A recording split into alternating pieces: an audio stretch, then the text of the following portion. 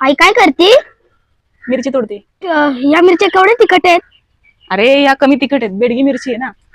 हो का? कमी तिखट आहेत मग ह्यांचं काहीतरी कर ना. मिरचीचे खंड करू? चालतंय.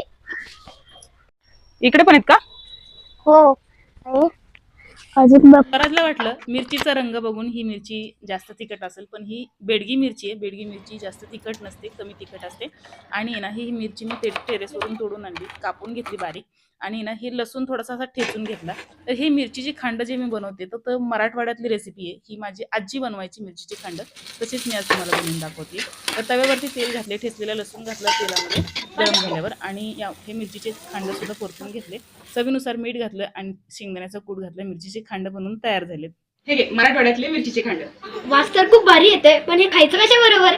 भाकरी बरोबर किंवा चपाती बरोबर, तुला जे आवडतं त्याच्या बरोबर तू हे खाऊ शकतो. मी तर बाजरीच्या भाकरी